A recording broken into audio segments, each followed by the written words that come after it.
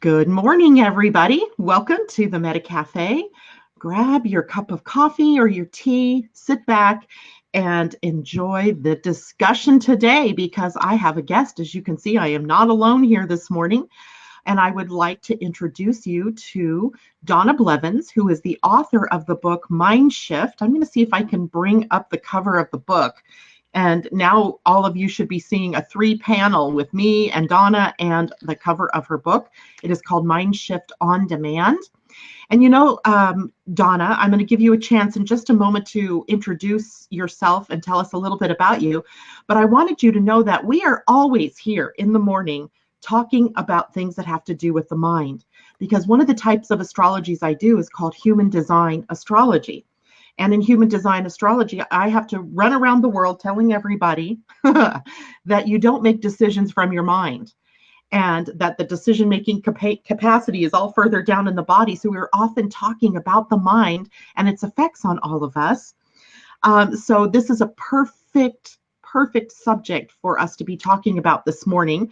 And I'm going to take the book out of the picture here for a moment. And Donna, please introduce yourself to us. Let us know a little bit about you and what you do out in the world. Gosh, there's so much I do, but what is most important to me is I am a mind shift coach. I have so much alphabet soup at the end of my name, with certifications for this and that and the other. All I say is just call me coach. I'm a mind shift coach. I'm a motivational speaker. And I'm an international professional poker player. And I thought that Are you kidding me? No, I'm not. Oh my gosh, we'll have to talk more about that one, but continue. Well, I have been a life student. I began getting my master's and I said I wanted a doctorate. Frankly, I said, I'd really like to have PhD at the end of my name on a book cover. So I got my PhD 48 years after graduating from high school. Oh my goodness. Getting 2 masters along the way. I started back to school at 2007. So it's been fun because I discovered when I was talking about the mind, I was looking at what I would want to study, and it all had to do with metaphysics. And when I saw Meta Cafe, I went, we are so like-minded because it's, our body is just the vehicle. And I say our mind is the driver, but our heart, our mind is the driver. And definitely it is the case, right? I have so many things I want to chat with you about today. But first, I want to share a little bit. Is it okay with you if I share your sun sign, moon sign, and rising sign with the group? Sure. If it's poker players, they probably have no idea about it. If it's a lot of my other coaching clients, they have no idea. But if they're into astrology, do, because I studied astrology for 1 solid year in the 70s because my intention was to take something I didn't know and spend a year working at least 1 to 2 hours a day on that to learn it. At the end of that year, I said, whoa, I better put this away. People would say, are you a psychic? And I'd go, no. So I love astrology, but I haven't talked about it in a long time. So it's fun to talk about it here.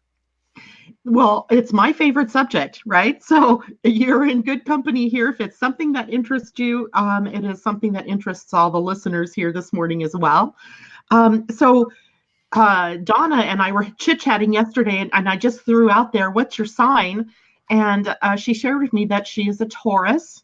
And Debbie, one of our morning listeners out there, her birthday is just a couple of days after yours. So Debbie, you have a fellow Taurian here. And she is also a rising sign Leo and an Aquarius moon. And the reason I'm really excited to share that this morning, Donna, because that sort of comes out of left field, is that there's interesting astrology going on right now in this moment that sort of backs up the whole reason why you and I would even meet and why we would even chat today at this moment. And that is, as my listeners know, every morning we're talking about where the moon is placed. And today the moon is in Aquarius. I don't know if you know what degree the moon is at in your chart. Do you? I don't. Okay. No, it's been so long. I'm actually only 11 hours into Taurus, by the way. I am on the cusp. They say I'm a Ram Taurus. I'm a Aries Taurus, and someone may say that I have a little bit of a stubborn streak in me. Well, that comes about too because you're in fixed signs. All three of the most important pieces, the sun, the moon, and the rising sign, are all in fixed signs. So that does give you that determination, that stick-to-itiveness, etc. But your moon in Aquarius, it matches where the moon is today. And I mean, there's 12 signs. I mean, there's no way I could have planned that. And I know I did not plan that. I just said, I asked you to what day you wanted to be here. You said the 14th, and I said, okay. But here we are today with the moon in Aquarius, which favors the mind. It is an air sign, as all of you know. It is a sign that takes us to the mind. It is very much involved with ideas and the idea of freeing your mind. And I'm hoping today that Donna is going to be able to share some things with us, some tools from her tool chest that can help us all work with what our minds are doing to us most of the time. On top of that, today the moon is in a very positive sharing aspect with the planet Mercury, which also rules the mind and communication and ideas. It is the ruling planet for Gemini and for Virgo, but it is a planet that is very comfortable with Aquarius type energy. And so when the two of them meet up in this kind of give and take of energies, their sharing of gifts and talents, if you will, then we have a really great time to be able to discuss new ideas and new concepts and to share all of these things that are going on with us. So I just wanted to set that as the backdrop today. As you all know, I sent out the weekly astrology writing along with the art that goes with it from Tam. So I don't need to go into any more about what's going on today. So now I want to turn my attention back to Donna. Donna, you came to write this book because of I think you were already in the process of writing the book, but something happened along the way that was extraordinary. And I would love for you to be able to share, I think you call it your stroke of genius or something like that. Thank you. On Halloween 2013, and it's interesting that it was Halloween of 2013, I was under the impression that the draft was finished to the point it could go to final editors. But I was concerned that my mind shift exercises failed to have the proof that they needed. So I stood up from my computer and I looked at the screen, and I'm sitting here right now and I have this huge television monitor attached to my computer so I can really be engrossed in what I'm doing. And I stood up from the computer and I had my hands on my hips, and I said, looked at the screen at one of the mind shift exercises, and I said, I want something that proves my mind shift exercises work. And I stomped my foot and I said, I want proof now. And in that moment, it was like the universe said, okay, is that what you want? Because I had this lightning strike in my head, and I had a massive center left brain stroke, which completely muted me, because that's the area that controls your ability to speak. And when I hit the floor, as I'm hitting the floor, because by the way, in that brief moment when you're in a stroke, from the time it hits till you're hitting the floor, which can happen in a split second, it was like 20 minutes, because time is distorted when you have a stroke, by the way. And when I hit the floor, I said, be careful what you ask for. And I'm on the ground, and I started to move, and I was having difficulty moving, and I started to call out to my husband, and there was nothing that came out. It was garbled. And I was laying there, and I was whimpering, and I had a conversation with my inner coach. And she said, hey, shift your mindset. You're in fear. And I said, oh. She said, you teach people how to do that. Shift your mindset. Settle. And I took a breath, and I went through a mind shift exercise that people have called my signature mind shift exercise, which is, isn't that interesting? Oh. And I was able to shift away from the fear and settle. And I said, okay, wow, it's different. She said, yeah, you teach people that all the time. So, walk the walk.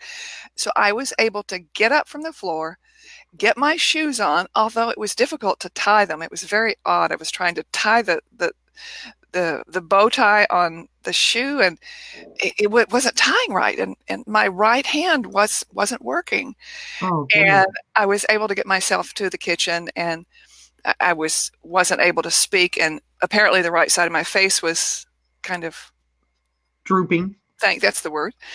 And my husband and mother took me in. My mother, by the way, is 92 today, and she shares her home with us. We've been honored to have her in our home since 2002, and she is an astonishing woman. And by the way, she also is a Gemini like you. Yay.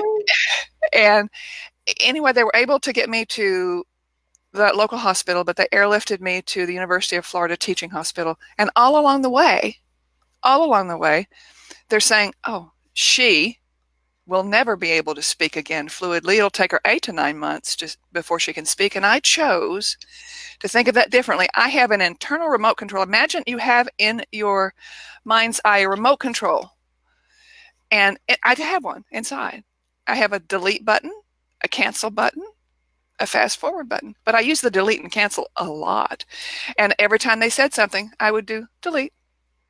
And I chose to detach from what was happening and to observe rather than to buy into that illness.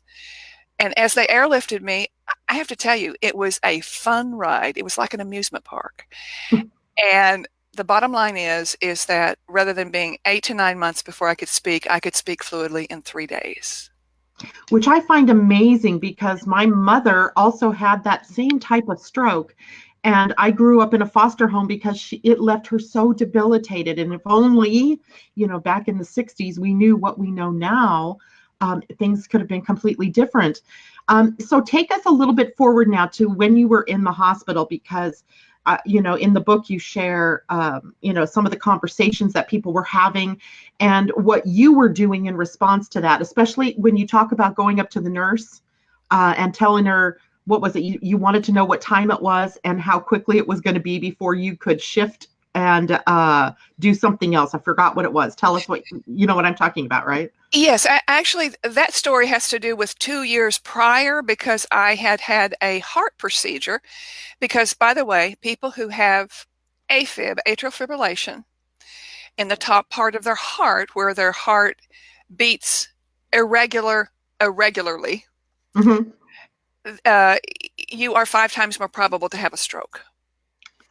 And I had a procedure 2 years prior, and I was in that fear-based place again, because when I came out of that procedure, the doctor said, first thing he said, by the way, oh, he was such a doll. He's such a cutie. I wanted to put him in my pocket and take him home with me. I mean, he was such a doll. You've seen a little tiny guy. I'm 6'5", by the way. So when you say a little tiny What? Really?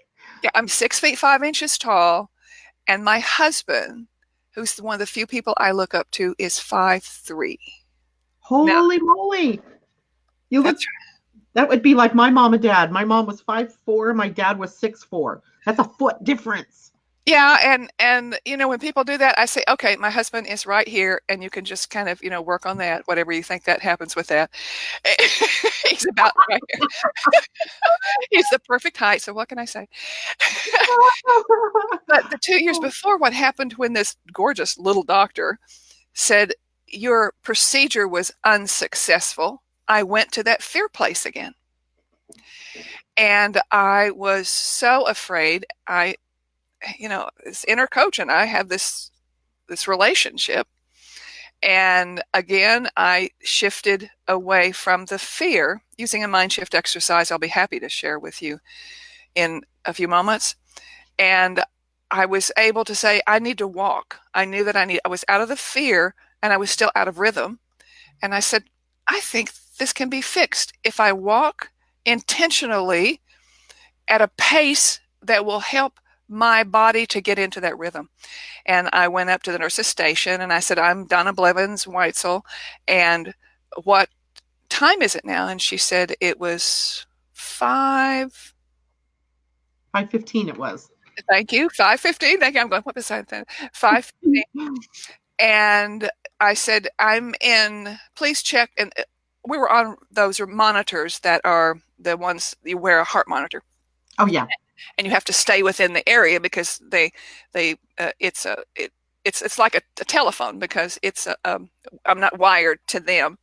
And I said, would you please check my record? I said, I am in AFib and I'm also in bigeminy, which meant that the lower part of my heart was throwing extra beats every 2 beats. And she looked at me, and went, uh-huh. I said, please. And she was like that puppy, the puppy dog going, what is it you're saying to me? I can see your face. Yeah, what? And so she went to that and she said, well, yes, you are in AFib and you are in bigeminy. And I said, and it's 5:15. And she said, yes. And I said, would you please write that on a Post-it note to the right of your keyboard? I'll be back in a few minutes and I see when my heart reset. And she looked at me like, huh?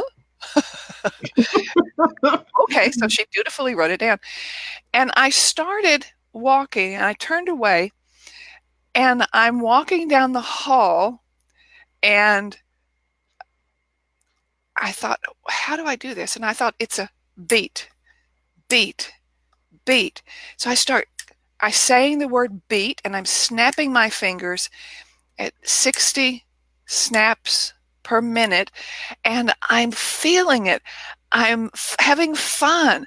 I feel this chill go through me. And in reality, our heart and all of our body is run on electricity, electrical impulses. And apparently what I was able to do was having my own electric circuit. I was able to reboot my heart some way by the walking reset. And I felt it reset. It was astonishing, absolutely astonishing. And I felt so calm. It was a place that was such a wonderful place to be. And I walked back to the nurse's station and I said, hi, it's Donna Blevins again. Can you pull up my record and tell me what time I reset? And she went, huh? And she said, she looked at it and her eyes got really big and she looked up at me and she's looking up like this and she said, 5:21. So I was able to realize at that moment that we do have this connection between our mind and our body. And we have a mind-body connection, but at the same time, we have a body-mind connection. It's a circuit, mind-body-spirit connection. And it's like that symbol for eternity. I've always thought that had a lot to do with it, that flow, because we have to be in the flow with our body and our mind. And when we're in stress, we're upset, we're hyperactive, we're anxious. Well, that throws us out of sync with our body. And we have to calm our mind and our soul and our body in harmony. And that's a power that we absolutely have. I mean, we do have the ability to control what's going on in our minds. Yes, we do. Yes, we do. But I think it's interesting because it's not a case of, here, I'll control this. Because we sometimes think, like anxiety about what has happened in the past, we're holding on to that, with this hand. And we're going, what's going to happen in the future? And we want it to be here. Well, we don't have a hand to open our hearts to accept what's happening now. And we have to be in the moment and be aware and to settle and to figure out if we need exercises or methods that help us to release that stress. It was interesting because when I started out in the poker industry more than 20 years ago, I wanted something that would give me entertainment, something I could have to to give me something I could do away from the stressful job that I had at the time, which was my husband and I owned a real estate company, and we had the contract with the federal government, the Department of Veterans Affairs, United States Department of Veterans Affairs, and I took custody of 257 properties in one day. Oh. And it was in 5 counties. And you can imagine I had to visit those properties every month, and I had to do reports on them and had to handle contractors. And I was so stressed. We were working 17 hours a day, 7 days a week. And I was so overwhelmed. I loved what I was doing because I was helping people who had never owned a home before. I was helping people be able to get into a home. But I also hated the job. It was a love-hate relationship. And interestingly enough, it was that love-hate that actually triggered getting out of that industry. But during that time, poker was brought into Florida. And I thought, well, I asked my husband, would you teach me how to play poker? Because I need something that's an entertainment. And what's interesting was it was at the poker table where I had that life-changing epiphany when I realized, stop, thinking about what the cards that are gone, because they're gone. If you're worrying about that, if you're worrying about what you're supposed to do tomorrow with the contractors, there's only one thing you can do, and that's play the hand you're in. You only have one choice in life, ever, and that's how you play the cards you have. Brought you right back into the now, this very moment. Absolutely. That's absolutely wonderful. So for those of you who are just joining us this morning, I'm sitting here with Donna Blevins, the author of the book MindShift On Demand. And we are talking about the mind and some of the tools that we have at our fingertips that she's going to be sharing with us to help us shift out of certain mindsets. Let me just say a quick good morning to everybody. I see Colleen out there. Good morning, Vicki. Good morning, Tom. Wow, you got up early to join us. He says, Mercury RX, it took me this long to get you gals. Mercury turns retrograde on Friday, and the little trickster planet is already dogging us with all kinds of issues at times. Good morning, Debbie. Good morning, Mimi. Good morning, Michelle. It is really good to see you, ladies. And April, it's good to see you. April says, play the cards you have. I like that statement. And good morning, Tina. It's good to see you out there. I'm not sure if you can see the comments, Donna, but if you can, there's people that check in with us with questions and so forth. So I want to go to some of the things that I hear as an astrologer that people are grappling with. And then I want to give you an opportunity to talk to us about how that relates to the mind. So often, people are coming to an astrologer because they're having relationship difficulties, perhaps, or they want to attract a relationship into their lives. Sometimes they are working and grappling with career or professional challenges, or what do I do with my life kind of things.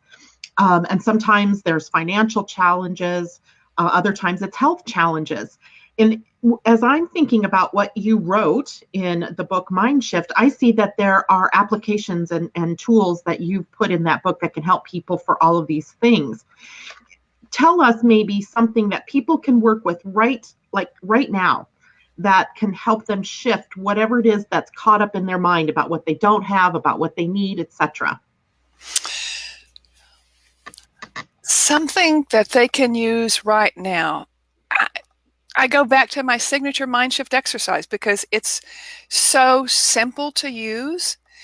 I've been told that it's life-changing. I've had people email me after I did my first sharing of it 3 years ago in a complimentary webinar. I had an email where a man said, "You saved my life." And you see it in print and you go, yeah, tell me more.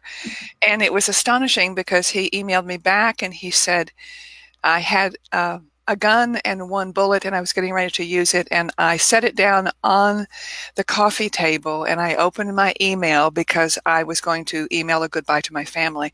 And I saw your replay. Who knows what was in the subject line? I think I want to go back and see what the subject line was, because whatever it was, who knows? It was probably the energetic, whatever, something. Yeah. And he listened to it. And when he came to this MindShift exercise I want to share with you, the first thing I do is to ask you to pull something up that's traumatic, that's awful. And I want you to acknowledge the fact that even though I'm asking you to pull it up, it's not that I want you to really be there. What I want you to do is pull it up because we can help you shift it. This process can help shift the way you're feeling about it.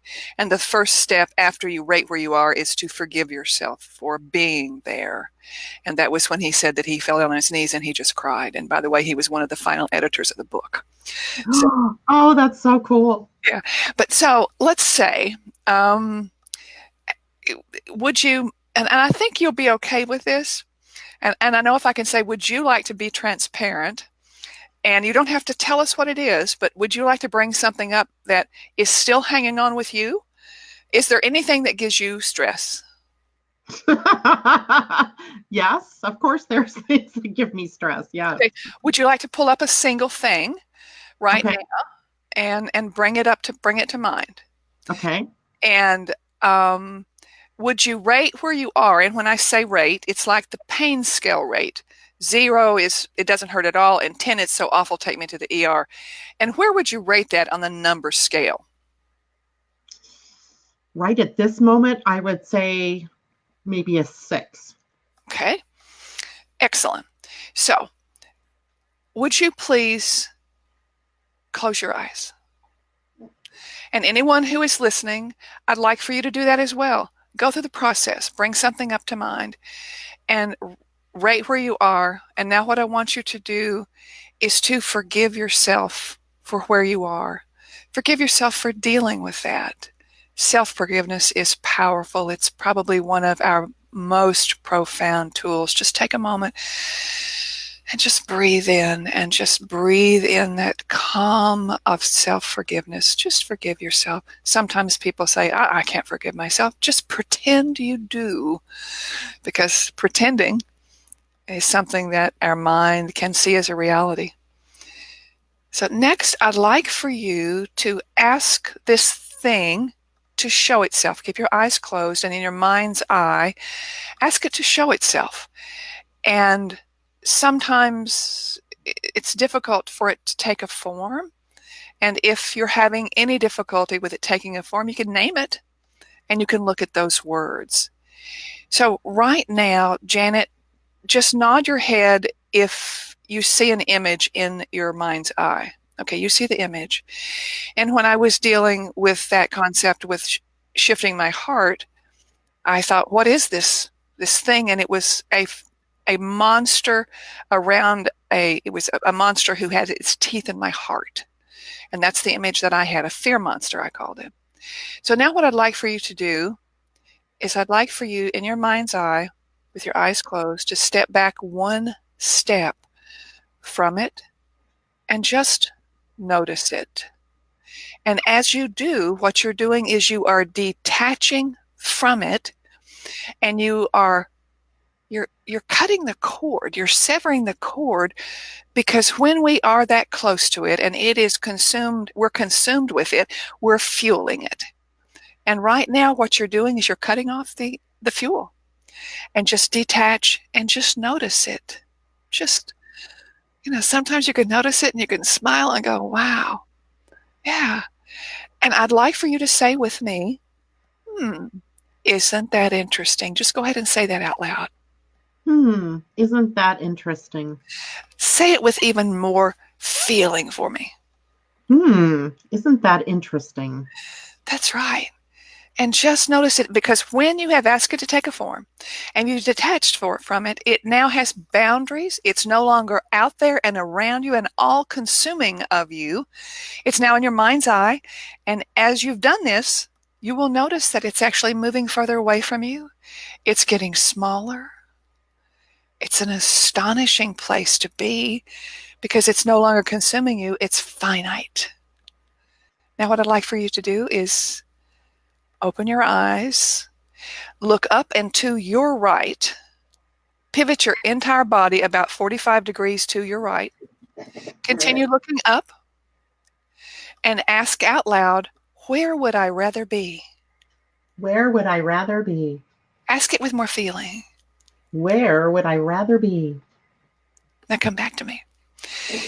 That's interesting because it's unnecessary to answer that, because when you ask a properly crafted question and let it go, your subconscious goes about rewriting your code, your subconscious code. That's a code modifier because you've given your subconscious mind something, a question to answer in a positive way. And that is an astonishing, powerful tool, because by stepping through it a few times and becoming comfortable with it, and by the way, you can find an audio of that on the book site, MindShiftOnDemand.com. It's a 4-minute audio just going through that same process, to be very simple, because I wanted everyone to do this mind shift exercise. I do it all the time. Now, once you practice it several times, and it doesn't take hours. Oh, thank you. It doesn't take hours and hours to do that. It only takes about 10 minutes a day, because I say it's the 10-minute a day mind shift master plan, which is the foundation for my masterclass coming up in a couple of months. And it's exciting because we have the ability to shift through that once we become accustomed to it. Yeah. In a snap, we could do, And isn't that interesting? So fast. We just went through that in what, like 3 minutes? That's right. And tell me now, right where you are right now with that, what's your number? Does it exist? It doesn't really even exist, because before you even said, now, watch it, moving away from you, it had gone like from this to like nothing, just like it was gone. Ooh, so you've gone from a 6 to a 0? To a 0.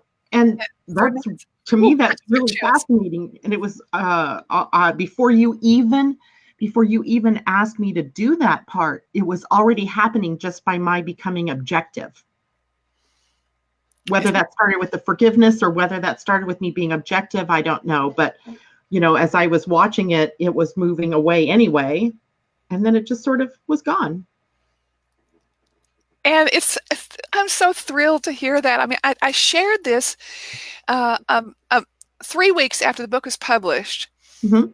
My husband is a service-connected disabled veteran, 100% service-connected disabled veteran. And I had taken him to an appointment at the VA hospital in Tampa. And I had taken a book in to give it to the staff. And one of his nurses grabbed me, she's a little tiny thing, grabbed me by the wrist. She's dragging me down the hall. Can you see this? Here she is. I felt like I was one of those Gumbo, cartoons. She wanted me to talk to the chief of pain clinic. And she said, here, our vets need this. And I shared this quick, brief overview of mind shifting with him. And he said, can you come next Tuesday and speak to the clinic? And I said, sure. How long? And he said, 15 minutes. And I said, well, I'm not sure how that's going to do with chronic pain that they use opioids, and it's just stuff that is debilitating. I said, I don't know, but yeah, I'll do it. I'll give it a try. And so actually I asked my husband to get up with me, because I knew with the veterans, we needed to get some comedy in there. So I asked him to come up, and I said, I'm 6'5", he's 5'3". And when we met 30 years ago, he thought I was a big, and I thought he was a little, and you can fill in the blanks. And they laughed. And when people laugh, it opens them up to the possibilities of doing things, because their guards go down. Anyway, out of about 14 people that were there, 2 people at the end of that jumped up and said, we went from an 8 to a 3 in those 3 minutes. An 8 to a 3 in pain. Now, my husband uses it all the time, even though I want to let you know, my husband doesn't really believe these things work. But he uses them. He uses them.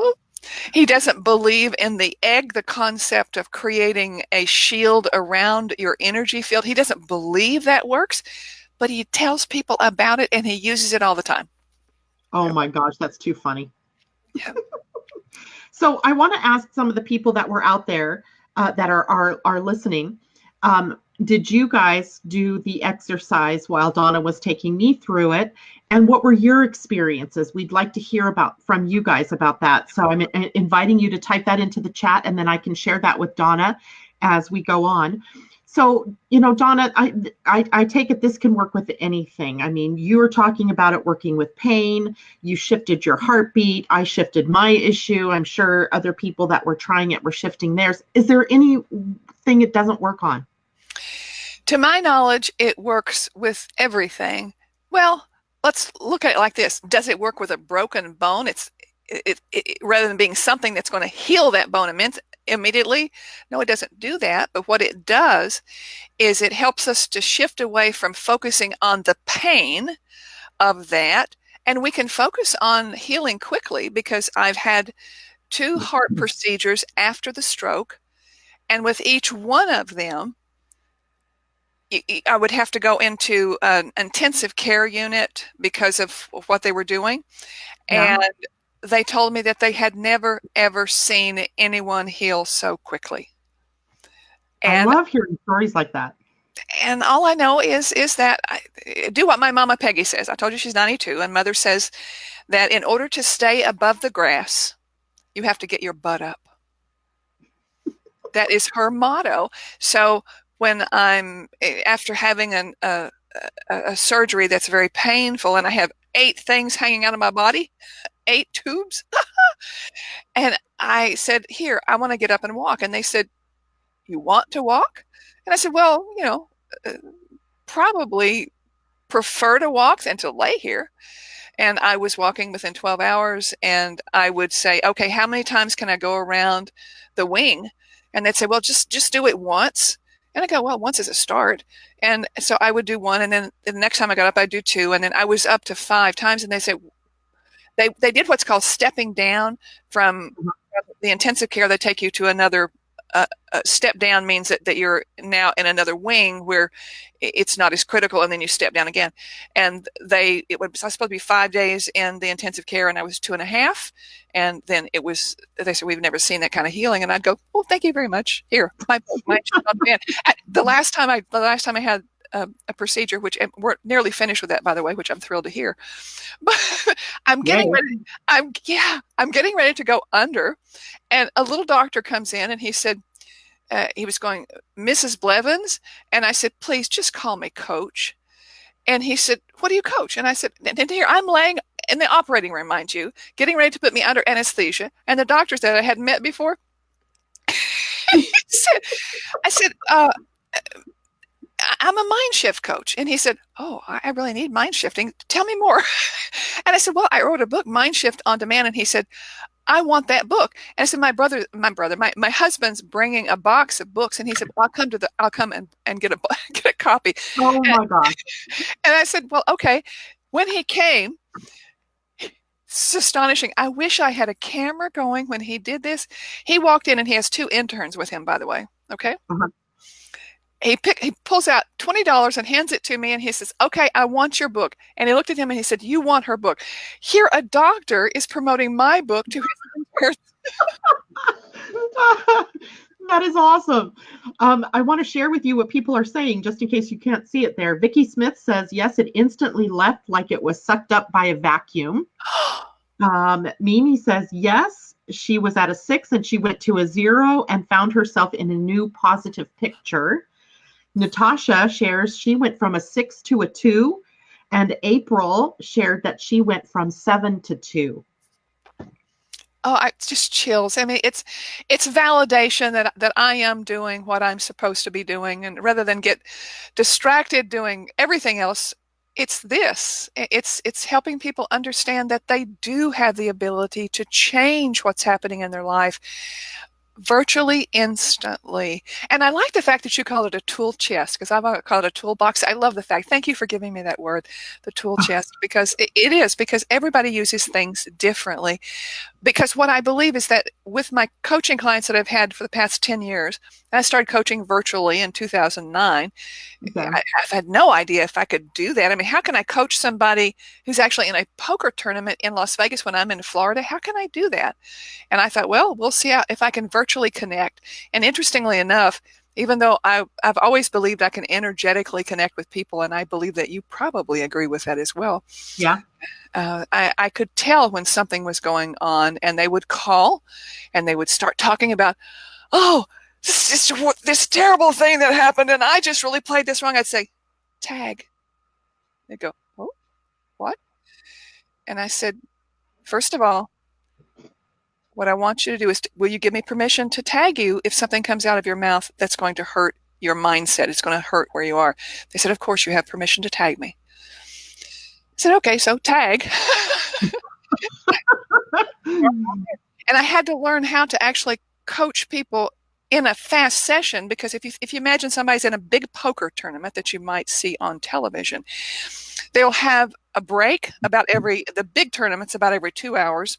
The big tournaments every 2 hours.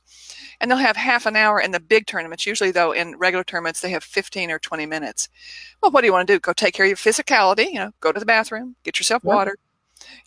His mother says, if you're upset, go hug a tree. Well, in Las Vegas, you can't find a tree. Yeah, she just go hug a tree. She tells me before I go compete in a tournament, she said, Donna, always remember to breathe. But remember, if you get upset, just go hug a tree. And it's grounding. It's grounding us to Mother Nature. Yeah, she's a wizard, I'm telling you. Yeah. But what I was able to do was to realize that if we have such a tiny amount of time, I had to fashion the mind shift exercises so they'd work quickly. And I had been doing them all of my life, but I hadn't put them, I had been doing them all my life, but rather than having put them into words, I was just doing them. Yeah. I was doing them, and I'd say to my coaching clients, just shift your mindset. And they'd go, how do you do that? And I go, well, let's see. Let's try one tool. And what's happened, interestingly enough, is I've actually created mind shift exercises on the fly based on who I'm talking with. Because when the book was published, just the end of last year, I was told that I needed to go to one of these farmers market, go to a flea market and have a book signing. And I thought, what? Seems like an odd thing to do. Yeah, I said, okay. I was under the impression that the people that would really you say, what's the market for the book? Who they were? I thought, well, probably some people within, my age range. And I was mistaken. Yeah. Because what I realized was that it was the full age range, and people would come up and say, oh, this is bothering me. Everything from teens, 16, 17-year-olds would come up and they would say, I'm dealing with stress and anxiety. I had one that came up that said, I'd say, I'm going to create a safe place for you right now. And she said, I've been dealing with suicide. And I said, well, let's figure out how we can shift that. And I thought, how do I do? What are millennials? What are the kids doing? They're using phones. They know what a touch screen is. So I created a mind shift exercise using imaginary touch screen. Bring up what's bothering you and look at it. And then, you ready to get rid of it? Bottom left, swipe up. And now, but you need to have something ready to come in and replace it. So you create that place that gives you peace. And it was astonishing. I was the difference in the physical stance of this one young woman told me what I do matters to everyone. And it works. Absolutely. Because this world is stressful. I mean, just here in the United States, every day there's something that is going on that creates stress for every person. So I think this is really important work that you're doing. I want to ask another question, though. For many of us, we have this emotional response that kicks in accordance to what's going on with our minds. And maybe that's everybody. I just know that I'm emotionally defined, and something will trigger an emotion, and then my mind begins this watershed of emotions. Whatever it is, it makes it really difficult to grab a hold and change what's happening for me because of the depth of the emotion. How do we deal with that? Well, you're already doing it right now, and that's breathing. Before you, if you give yourself permission to change the reactive gene, do you give yourself permission to change that right now? Yes. Okay. All you need to do is to give yourself permission right now that when you start to react, before you react, you give yourself enough time to take one breath. a trigger that will say, okay, I'm just about ready to be reactive. But just wait a minute, just breathe. just take a breath. And in that moment, oh, thank you. I know I'm saying things right when I give a chill. In that moment, when you say, okay, wait a minute, I'll react to that in just a second, is that we just need to give ourselves that moment to take a breath and to settle. And when we do that, all of a sudden, what we're going to react to, we're going, oh, well, isn't that interesting? And you'll be using that. And I want you to know that you can actually change the isn't that interesting to whatever works for you. It might be, isn't that amusing? Or isn't that weird? Or, whoa, isn't that odd? Whatever you want to do, you can refashion it to work for you. So I think the first thing that came to mind was just to implant in your subconscious right now, is it better? Do you think it's better to take one breath before you react? Oh, yeah. Okay. Or 2 or 10, even if you can. So you've given yourself permission right now, rather than to react whenever that's triggered, that something else can come in and interrupt it. Because you can go, okay, it's not like, well, imagine this. Imagine I'm in the middle of a huge poker tournament and I'm in a hand where I am overwhelmed with stress and what they call poker tilt. Your emotions are tilted, like, that pinball machine when things are tilted. Oh, okay. Yeah. That's where the word tilt in poker comes from. I can't say, oh, I'm in a hand. I can't say, excuse me, please. I need to get up and go meditate for 30 minutes and I'll come back and deal with that hand. It doesn't work. Gotta go breathe. Yeah. And literally, if I'm upset, I go, wait a minute, just, it is an astonishing thing, because by giving yourself permission to interrupt that and just take a moment, you have permission to wait 10 seconds before you react. And interestingly enough, you can give yourself a little more permission. You say, okay, I give myself permission to wait 20 seconds before I react. And your body will start doing that. And you'll go, oh, wait a minute, I can do that. But, and here's a present. I usually wait till the very end, but I'm going to give this to you right now because I love these people. Oh, look at the people here. They've got people here. I can't see their comments. I see that they're here. I see they're commenting. I see faces. For some reason, I can't see what the words are, but that's okay because they're here. I feel them. I know they're here. I know people are going to hear this, because when something comes out of your mouth that is condescending to you, do you ever say anything that is condescending to self? Oh, no, never. Like, look at that face. I mean, seriously, sometimes I'm like, I'll walk through the room and trip on something and go, oh, you idiot. I mean, sometimes it just comes so quickly and easily, to roll off your tongue when you're okay. I want to give you 2 magical words. 2 words. Right. 2 words. 2 words. 2 words that are life-saving. They have been astonishing to me. I came upon them a couple of years ago, and I have been using them so much that I believe that this is probably needs to be a title of another book. So let's imagine that you'd say, I'm so stupid. Cancel that, by the way, because when I say something like that, even if I'm talking, my subconscious thinks I just said that about myself. So I'm tapping because I'm going, no, I didn't really say that, because I have a tapping spot. By the way, when I'm talking about something, I just use a spot on my left wrist, but you can use whatever on your body. You can design one that something comes out and you can literally cancel it. But the 2 words are until recently. Self-forgiving. Look at that face. I love your face. I just do. I'm falling in love with you. I absolutely adore you, Janet. I mean, just we're so like-minded soul sisters. It's phenomenal. But that's it. That's the 2 words that I constantly use. Now, mind you, I had been doing this virtually all my life since I was 6 years old, but I was distracted over the years with hormones took me to places, and I have gone through some things that I'm ashamed to talk about, but I believe that all those crashes on the road were there because I love who I am today. I wouldn't be who I am and where I am unless I had experienced all of that. And I think it's interesting because I think when somebody's coming to me for coaching, they say, well, I did this. I'd go, okay, fine. I've been there, done that. So let's just get over it. Stop.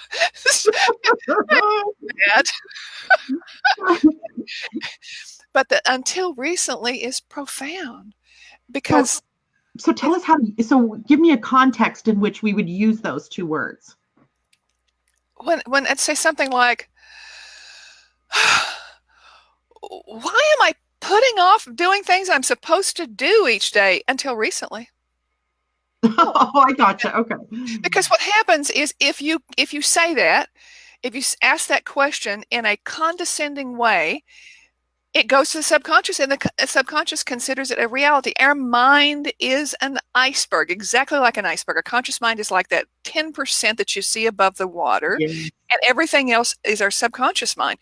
But we are controlled by our subconscious mind that has our beliefs and our values, and I call it code modifiers that you put down there because you need to be able to rewrite what is under there. Because it's kind of like head trash, It's like a garbage dump, And I say, hey, you're not a septic tank. Let's figure out how to pump it. Yes. Let's clean it out. Yeah.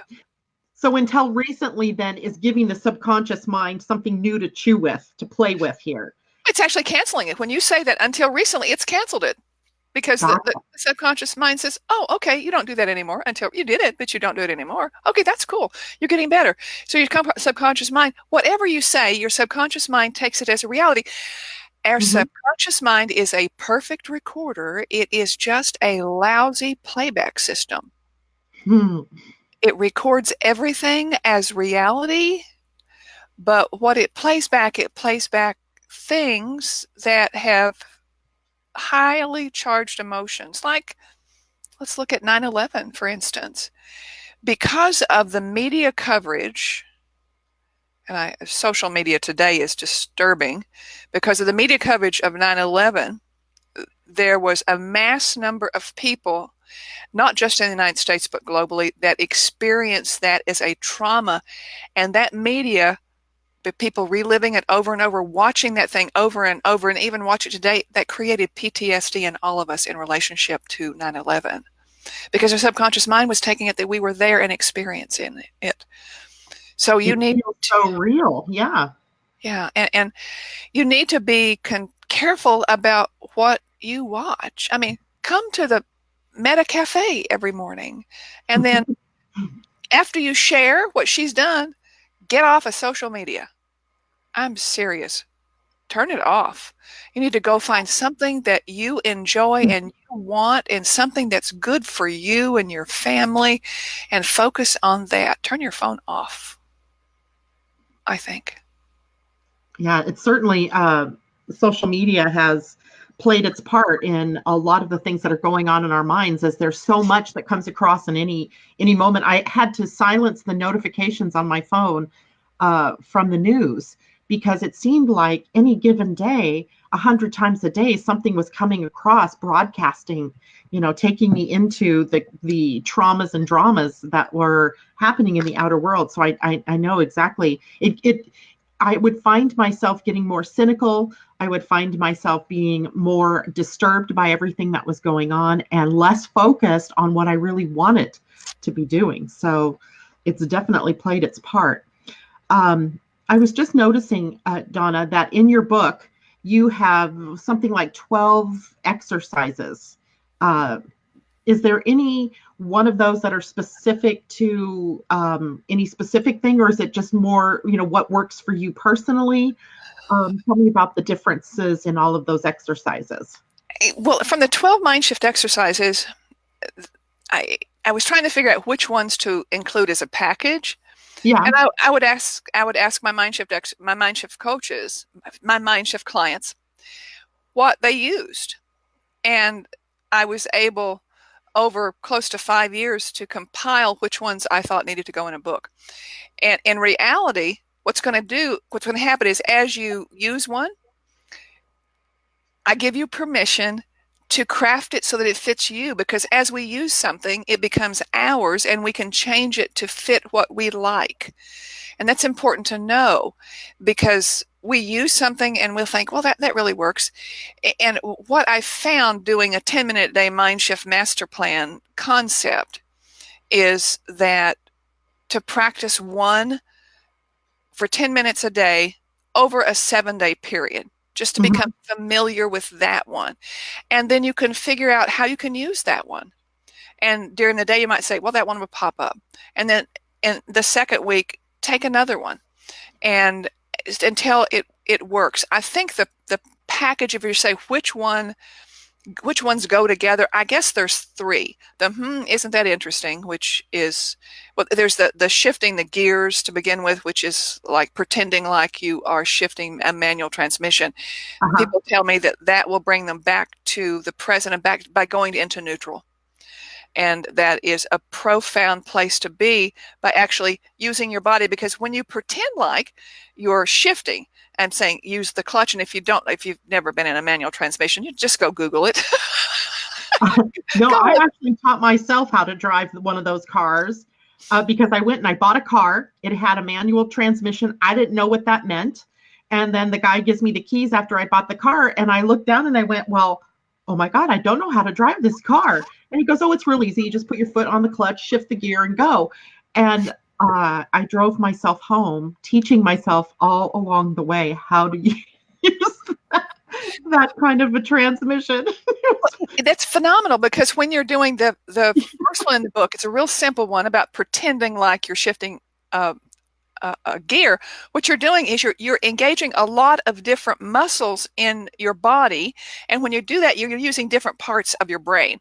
And the more parts of your brain you can have engaged in a mind shift exercise, the more it's going to separate you from anything that's causing you trauma or stress or anxiety, or you're in the process of in the middle of an argument with your partner, which I know I have used my mind shift exercises when I flare off, and I'm taking care of my mother, who's 92, and my husband, who's a service-connected disabled veteran, and I want them to do things that they're supposed to do, and I hear myself getting bossy with them, and I'm going, whoa, got to shift away from that.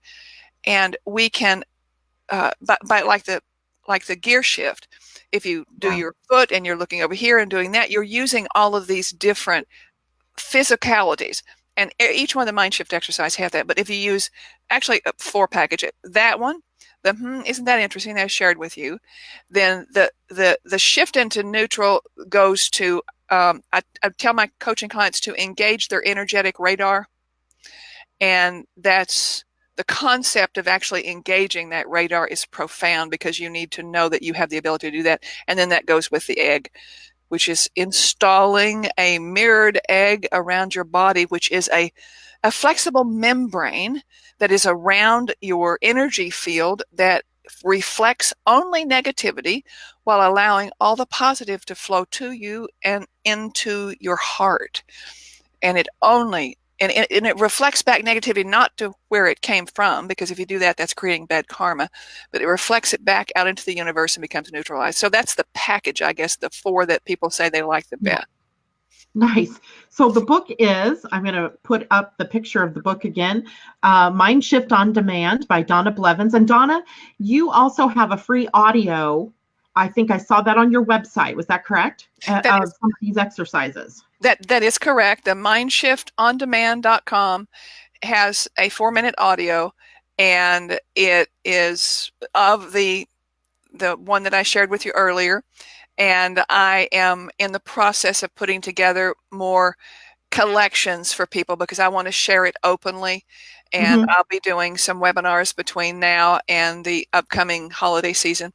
And I'm also for people to shift. yeah, and I'm also putting together a really an effective small segments training on getting out of your comfort zone, because interestingly enough, sometimes we don't want to change because we think that's going to be uncomfortable. We just need to step ourselves out a little bit into out of our comfort zone into something that creates positive change. And is that going to be a master class? I know I saw that on your website as well, that you have a master class coming up.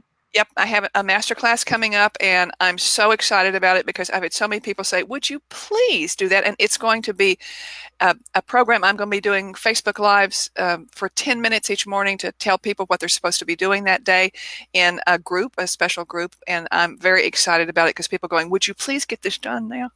So, I'm getting it done. 2019, that's the year. Yay. And where can people connect with that if they want to? Is that also on your website? Just go to MindShiftOnDemand.com, and anyone that's signed up for that will be getting that. And I must admit, until recently, I was avoiding doing my back end work of sending out broadcasts to my email list, but I'm going to be doing that. Well, if you need tips, I gotcha. I got you covered. Cool. Yeah, I love that, and we've got to talk about that later. Absolutely. All right. So thank you so much, Donna, for joining us today. Oh, one last thing. Where can people find the book? They can find it on MindShift On Demand. They'll see a link to Amazon. It's on Amazon in print, and it's on Kindle. And I also have just put it on for Kindle Unlimited. If you have Kindle Unlimited, you can download it with all the others. Just be sure to read it, because one of the problems that happens with that is people read a little bit and they go, oh, I get distracted. Read one chapter a day.